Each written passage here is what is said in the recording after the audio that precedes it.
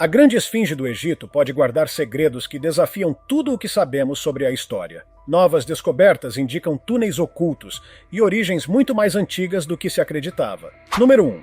A cabeça da esfinge pode não ser original. A data oficial para a construção da Grande Esfinge de Gizé é aproximadamente 2500 a.C., durante o reinado do faraó Quefren, da Quarta Dinastia. Essa é a versão aceita pela maioria dos egiptólogos. Contudo, uma linha alternativa de pesquisa sugere algo muito mais antigo e misterioso. Essa teoria afirma que os antigos egípcios não construíram a esfinge do zero, mas sim encontraram a estrutura já esculpida com séculos, ou milênios, de erosão acumulada. Segundo estudiosos como Robert Schoch, geólogo da Universidade de Boston, a chave para esse enigma está no tamanho da cabeça em relação ao corpo. Ela é surpreendentemente pequena, parecendo desproporcional. Para ele e outros pesquisadores, isso não é um erro de proporção, mas uma pista importante. A cabeça original teria sido de um leão, muito maior, mas completamente desgastada pela ação do tempo e da natureza. Os egípcios, então, teriam esculpido um novo rosto, o de um faraó, diretamente sobre o que restava da figura felina. A teoria faz sentido também quando se considera o simbolismo. O leão era, para várias culturas antigas, um guardião espiritual, ligado ao poder solar e à proteção. Colocar uma figura leonina de frente para o leste, onde o sol nasce, pode ter tido um significado muito mais antigo do que a cultura egípcia clássica. Ao adaptar essa escultura a seus próprios ícones, os egípcios teriam reapropriado um monumento já sagrado, talvez milenar. Esse ponto de vista não apenas desafia a cronologia tradicional, mas também sugere a existência de uma civilização anterior, com capacidades técnicas suficientes para esculpir um monumento tão grandioso diretamente na rocha do platô de Gizé. O que poderia ter motivado esse povo desconhecido a deixar para trás uma escultura tão simbólica e imponente? Número 2. O mistério da passagem proibida. Um dos enigmas mais provocantes da Grande Esfinge não está à vista do público. Está escondido na sua parte traseira, mais especificamente próximo à cauda. Trata-se de uma passagem secreta, muitas vezes chamada de passagem proibida. Essa abertura foi trazida à tona por ninguém menos que Zahi Hawass e Mark Lehner, dois dos mais renomados egiptólogos da atualidade. A escavação começou após um antigo trabalhador relatar a existência de um túnel que ele lembrava ter visto décadas antes. Motivados por esse testemunho, os arqueólogos removeram uma única pedra de grande porte, o que revelou um eixo que descia abruptamente para o subsolo. Por 3 semanas inteiras, a equipe explorou o local, mergulhando na escuridão absoluta, em busca de câmaras, artefatos ou qualquer indício de estruturas enterradas sob o monumento. Contudo, os resultados foram frustrantes. Nada foi encontrado dentro do túnel, nem objetos, nem inscrições, nem passagens laterais. Toda a operação foi registrada em um extenso relatório técnico de 16 páginas, com poucas imagens, a maioria concentrada na entrada do túnel e em ângulos externos da esfinge. A falta de documentação visual detalhada aumentou ainda mais o mistério em torno do local. Mesmo com o parecer oficial afirmando que nada havia ali, a dúvida persistiu. Afinal, uma estrutura daquela complexidade dificilmente esconderia apenas uma passagem vazia. E se o que foi documentado fosse apenas a superfície de algo mais profundo? Número 3. Imagens proibidas revelam um túnel oculto. Enquanto as autoridades mantinham os olhos atentos à esfinge, alguns exploradores corajosos e clandestinos aproveitaram momentos de distração para fazer algo impensável: entrar sorrateiramente na parte de trás do monumento e registrar imagens proibidas. Com tempo contado em segundos antes de serem descobertos, esses exploradores conseguiram capturar fotografias que mostram uma abertura nunca antes divulgada. Nelas, é possível ver claramente um túnel fechado por tábuas de madeira, localizado dentro da estrutura da própria esfinge. Esse túnel segue para cima e para o leste, ou seja, em direção ao coração do monumento. Essas imagens reforçam a possibilidade de que, ao contrário do que foi declarado, ainda existam passagens internas nunca exploradas ou reveladas oficialmente. O túnel ascendente dentro da esfinge, escondido dos olhares externos, se alinha com dados de radar que indicam cavidades na mesma direção. Essas evidências sugerem que o interior da esfinge pode conter estruturas inexploradas ou, no mínimo, mal documentadas. Mesmo que o túnel não leve a nenhuma câmara grandiosa, o simples fato de ele existir e estar fechado já é suficiente para reabrir antigas discussões sobre o que realmente se esconde sob esse monumento milenar. O que mais pode estar escondido, à espera de ser revelado? Número 4. Início de uma nova investigação. As descobertas mais recentes, imagens proibidas, dados de radar e relatos históricos, abriram uma nova linha de investigação sobre a Esfinge. Pela primeira vez em décadas, especialistas estão considerando com mais seriedade a possibilidade de que estruturas subterrâneas existam não apenas abaixo, mas dentro da própria Esfinge. A existência de um túnel interno, fechado por madeira, reacende a hipótese de que a Esfinge seja parte de uma rede muito maior e mais complexa de estruturas subterrâneas. Os levantamentos de radar, realizados em diferentes pontos do monumento, detectaram anomalias que podem indicar cavidades, passagens ou câmaras não escavadas. Essas anomalias coincidem com a direção do túnel oculto, criando um padrão que não pode ser ignorado. Além disso, registros históricos, alguns ignorados ou esquecidos, mencionam a existência de passagens internas desde o século XIX, mas muitas dessas entradas foram lacradas, escondidas por areia ou mesmo por construções modernas. A retomada dessas investigações pode representar um divisor de águas no estudo da arquitetura e história egípcia. Talvez estejamos à beira de uma revelação capaz de transformar completamente nossa compreensão sobre os construtores da Esfinge e suas intenções. Afinal, por que selar um túnel se não há nada atrás dele? Número 5. A conexão com o Poço de Osíris próximo da Esfinge, no caminho que liga o monumento à segunda pirâmide de Gizé, encontra-se uma das estruturas mais intrigantes de todo o complexo, o chamado Poço de Osíris. Muito mais do que uma simples abertura, trata-se de um sistema subterrâneo com 3 níveis escavados diretamente no leito rochoso, cuja função até hoje desperta debates. Logo na entrada, uma abertura retangular com cortes precisos indica um trabalho de engenharia impressionante. A descida inicial leva a cerca de 10 metros de profundidade, onde há uma câmara modesta e desprovida de decorações.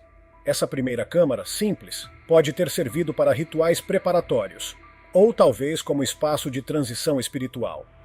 Mais abaixo, um segundo poço leva a 20 metros de profundidade, onde há outra câmara mais elaborada, que pode ter sido usada como espaço funerário ou representativo da jornada à vida após a morte. A arquitetura sugere planejamento, simbolismo e profundo conhecimento das propriedades do solo. A terceira e última descida chega a 30 metros de profundidade. Lá, no fundo, repousa um enorme sarcófago de pedra dentro de uma câmara parcialmente submersa em água do lençol freático. Essa água, vinda naturalmente do subsolo, confere à câmara um ar quase ritualístico, remetendo ao renascimento. Um tema fortemente ligado ao deus Osíris, senhor do submundo egípcio. A conexão simbólica entre a Esfinge e o Poço de Osíris começa a aparecer mais do que coincidência.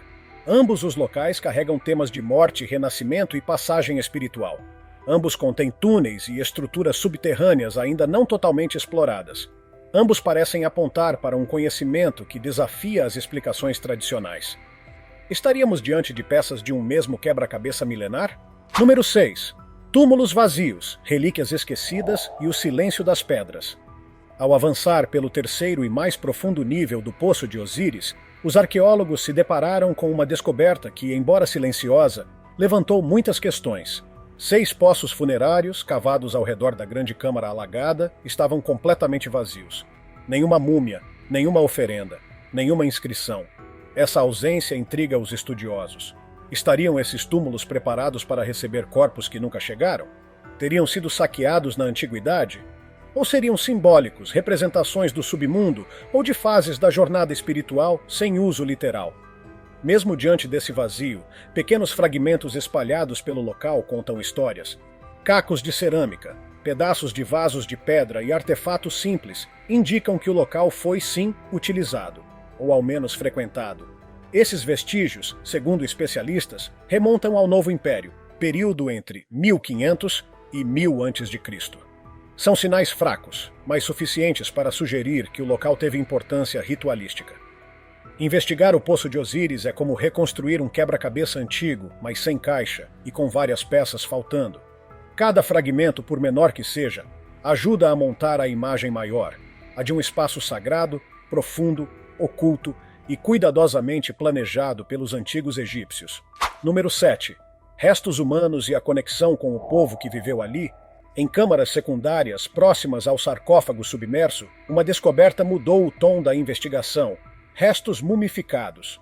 Ossadas humanas, preservadas pelo tempo e pelo microclima das profundezas, foram encontradas em nichos mais isolados da estrutura. Esses corpos não são faraós nem nobres adornados com joias. São indivíduos comuns, mas não menos importantes. A análise dessas múmias pode revelar detalhes cruciais sobre quem realmente esteve ali, como viviam, o que comiam, quais doenças enfrentavam e talvez até a causa de suas mortes. Diferente de monumentos repletos de colunas e inscrições, como templos ou tumbas reais, o Poço de Osíris fala por meio da ausência. As pessoas que ali estiveram não deixaram hieróglifos, deixaram vestígios, e esses vestígios dizem muito. A presença desses restos humanos reforça a ideia de que esse era um local sagrado, um espaço de transição entre o mundo dos vivos e dos mortos. Em vez de se concentrar apenas em grandes estruturas, os arqueólogos encontraram uma ligação íntima com a vida cotidiana e espiritual dos antigos egípcios. Uma lembrança de que a história não é feita apenas por faraós, mas também pelas pessoas comuns que construíram, cuidaram e utilizaram esses espaços. Número 8. O poder do mito. Osíris, o deus da ressurreição. Não por acaso o local é chamado de Poço de Osíris. Ele carrega o nome de uma das divindades mais importantes da mitologia egípcia. Osíris era o deus do submundo, do julgamento dos mortos e do renascimento. Seu mito é uma das histórias mais emocionantes da antiguidade. Segundo a lenda, Osíris foi traído pelo irmão Sete, que o matou, esquartejou seu corpo e espalhou os pedaços por todo o Egito. Sua esposa, Ísis, em um ato de devoção e poder mágico, recolheu cada parte, reunindo-as com rituais sagrados até que Osíris renascesse, tornando-se então o senhor do submundo. Essa narrativa é mais do que uma história. Ela define a forma como os egípcios viam a morte. Para eles, morrer não era o fim, era apenas uma fase da jornada espiritual. O Poço de Osíris, com seus níveis cada vez mais profundos e seu sarcófago envolto em água, parece representar fisicamente esse mito. A descida ao mundo dos mortos, a purificação e a promessa de renascimento. Estar diante daquele sarcófago submerso é como encarar o próprio túmulo simbólico de Osíris. Cada degrau descido ali pode ter representado um estágio na jornada espiritual de iniciação. Talvez até mesmo uma cerimônia vivida por sacerdotes, onde a morte e a ressurreição eram encenadas para transformar o iniciado. Número 9.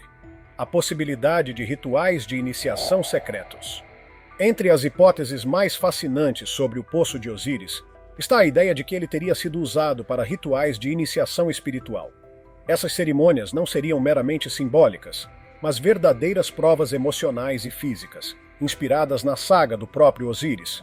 Os participantes, ao descerem pelo poço, simbolizariam a morte de sua identidade terrena e o renascimento em um novo nível de consciência. Essas práticas teriam como objetivo a transformação interior, o acesso a saberes ocultos e a aceleração da jornada da alma.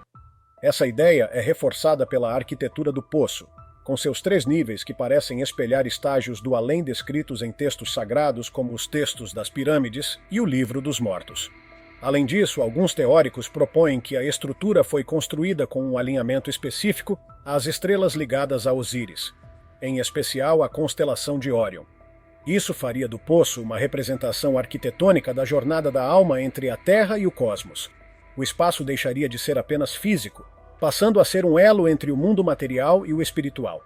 É como se os egípcios tivessem construído, em pedra, um caminho simbólico para a vida após a morte. Um mapa tridimensional da experiência mística e cósmica do ser humano. Número 10. A arquitetura do mito. Simbolismo esculpido em pedra. O mais impressionante é como a estrutura física do Poço de Osíris parece encarnar os textos sagrados egípcios. A forma como ele é construído, com passagens verticais, câmaras em diferentes níveis, água nas profundezas e um sarcófago central, reflete exatamente os elementos encontrados nos textos antigos sobre a morte e o além. Nos textos das pirâmides e no Livro dos Mortos, há referências recorrentes à água, barcas espirituais, caminhos descendentes e sarcófagos sagrados. Tudo isso pode ser encontrado na construção do poço. É como se os construtores tivessem transformado esses textos em um espaço físico, navegável, para se viver e reviver os mistérios da morte. Mais do que uma tumba, o Poço de Osíris é uma enciclopédia espiritual esculpida na rocha. Um templo subterrâneo onde cada degrau, cada poço, cada câmara representa um aspecto da crença egípcia sobre o além. Tudo foi projetado para evocar os mistérios da existência, da morte e do renascimento. A ideia de que os egípcios usavam a arquitetura para materializar sua cosmologia não é nova, mas raramente é tão evidente quanto neste poço. Não se trata apenas de engenharia. Trata-se de fé petrificada. Número 11. Uma entrada esquecida e as mudanças no Poço de Osíris. Com o passar dos anos, o acesso ao Poço de Osíris sofreu modificações que levantaram muitas suspeitas entre estudiosos e visitantes. Em registros fotográficos da expedição realizada em 2011, podemos observar claramente a entrada norte do sistema de túneis subterrâneos ainda visível, embora bastante desgastada. A abertura principal, com cerca de 2 metros de altura, se mostrava como um buraco erodido na rocha, sem marcas de ferramentas. Um indício de que ela não havia sido escavada com cinzéis ou instrumentos modernos. Ao lado dessa abertura, à esquerda, havia um túnel secundário, igualmente danificado pelo tempo. Na época, ambos os acessos estavam desobstruídos, mas hoje tudo mudou. A entrada principal foi parcialmente selada com uma parede de concreto e a depressão ao redor foi coberta com areia. O objetivo parece claro: ocultar o acesso do público. O segundo túnel também foi fechado com areia, e em muitos registros atuais, simplesmente não aparece mais. Viajantes que conheciam o local antes das alterações ficaram surpresos com as mudanças. Aquela entrada visível para o subsolo, que durante décadas foi acessível a pesquisadores e curiosos, agora parece intencionalmente escondida. Essa decisão levanta uma questão importante. O Poço de Osíris foi mesmo feito para acesso humano contínuo? A ausência de escadas ou plataformas em sua construção original sugere que não. As escadas que hoje existem foram colocadas por arqueólogos durante escavações recentes. Isso reforça a ideia de que o poço não tinha função prática comum, como as tumbas tradicionais. Pelo contrário, seu acesso restrito e profundo indica um uso altamente simbólico, ou reservado a um pequeno grupo de iniciados. Número 12. O mistério dos sarcófagos gigantes e o desafio da engenharia. Outro ponto intrigante é a escolha dos materiais usados no interior do Poço de Osíris. Os enormes sarcófagos encontrados nos níveis inferiores não foram esculpidos na rocha do próprio local, como seria mais lógico.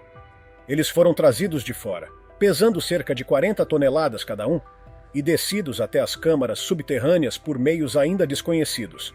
Esses sarcófagos são feitos de pedras diferentes da que forma o próprio poço. Além disso, não possuem inscrições, hieróglifos ou marcas que os identifiquem, como seria esperado em túmulos reais. Sua função, portanto, permanece um mistério. E mais, por que transportar esses blocos colossais para dentro de um espaço tão restrito, quando seria muito mais fácil entalhar o túmulo diretamente na rocha?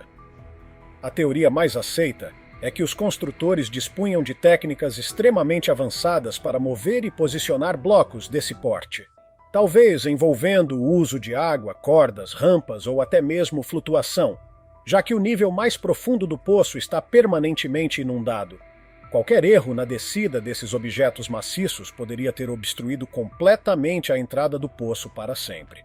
No entanto, tudo foi executado com precisão. Esse tipo de operação exige um domínio absoluto da logística, física e engenharia, o que coloca os antigos egípcios ou quem quer que tenha construído o poço em um patamar de conhecimento técnico muitas vezes subestimado pela historiografia tradicional. Número 13. Uma camada metálica oculta sob o betume. No segundo nível do Poço de Osíris, mais especificamente na parede sul, repousa um impressionante sarcófago negro. À primeira vista, sua superfície parece apenas coberta por uma fina camada de betume, uma substância escura usada em rituais e processos de preservação. Mas uma análise mais detalhada revelou algo surpreendente. Sob o betume, uma área extensa da superfície brilhava com um tom branco metálico. Exames laboratoriais mostraram que essa camada era composta principalmente de chumbo, com vestígios de outros metais como zinco, ferro, titânio e arsênico. Essa composição incomum levanta hipóteses instigantes. Por que aplicar um revestimento metálico sobre uma rocha funerária? Seria um tipo de pintura cerimonial? Um tratamento protetivo? Ou teria alguma função eletromagnética ou ritualística?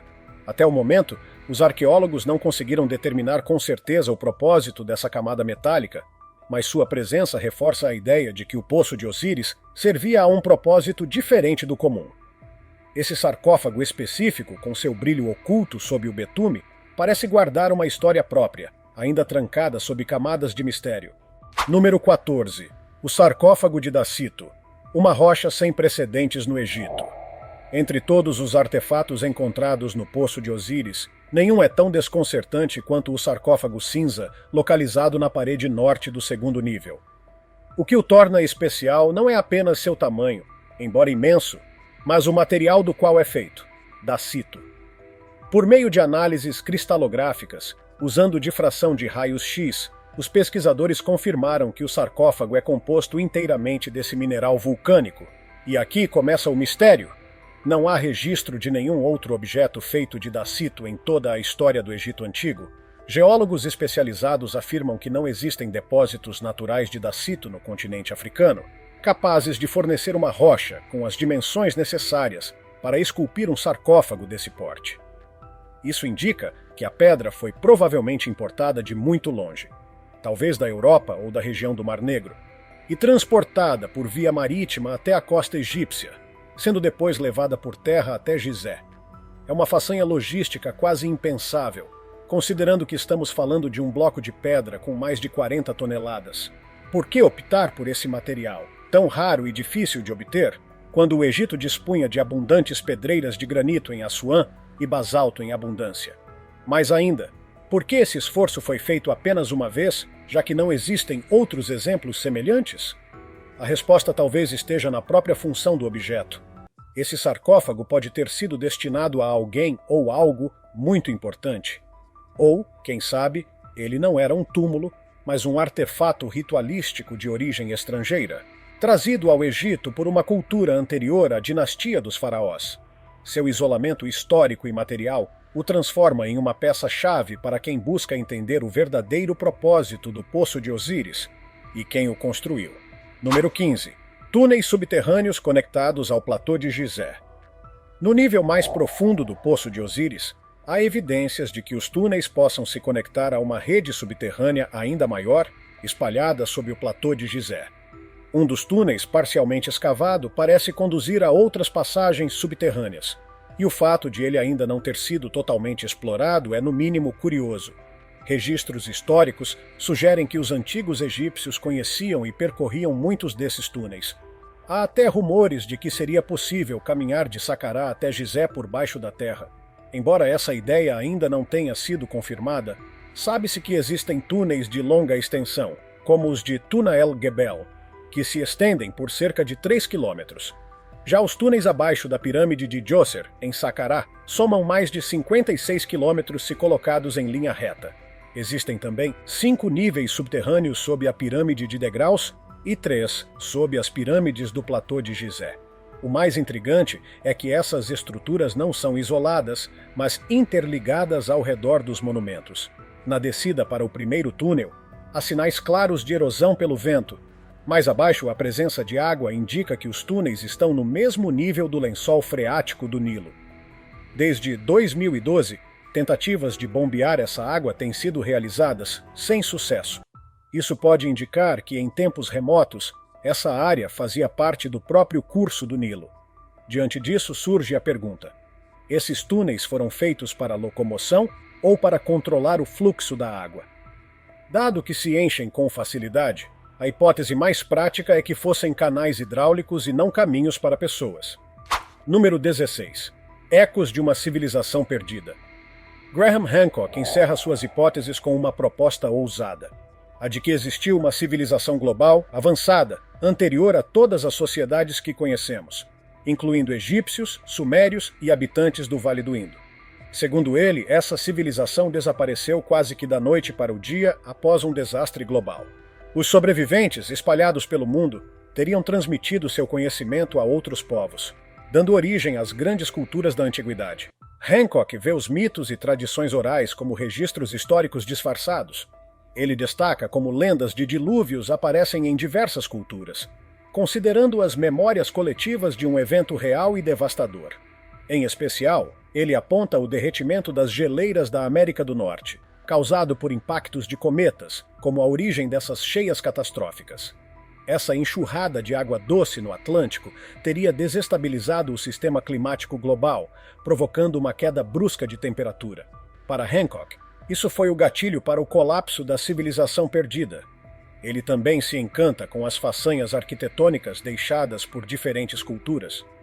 Para ele, monumentos como as pirâmides do Egito, Stonehenge e as ruínas andinas demonstram uma habilidade técnica fora do comum, conhecimento herdado dessa civilização antiga. Número 17. Precisão, matemática e astronomia avançadas. Outro ponto central nas teorias de Hancock é a precisão matemática e geométrica dessas antigas construções. O uso da proporção áurea, alinhamentos celestes e medidas exatas sugere, para ele, um domínio avançado da matemática e da engenharia. A pirâmide de Quéops, por exemplo, tem sua base perfeitamente nivelada e suas faces orientadas com precisão aos pontos cardeais, algo que Hancock vê como prova de um conhecimento muito além do esperado para aquela época. Ele estende essa análise para construções na Mesoamérica, como a Pirâmide do Sol em Teotihuacan e as pirâmides maias. Segundo ele, esses povos também herdaram conhecimento técnico e simbólico dos sobreviventes da tal civilização perdida. Hancock ainda destaca o fenômeno da precessão dos equinócios, um movimento lento do eixo da Terra que leva cerca de 26 mil anos para completar um ciclo. Ele acredita que os alinhamentos da Esfinge com a constelação de Leão, no período conhecido como Era de Leão, por volta de 10.000 a.C., foram intencionais. Para Hancock, esse tipo de conhecimento astronômico demonstra que os antigos sabiam muito mais sobre o cosmos do que imaginamos. E talvez tudo isso tenha começado com os construtores originais da Grande Esfinge.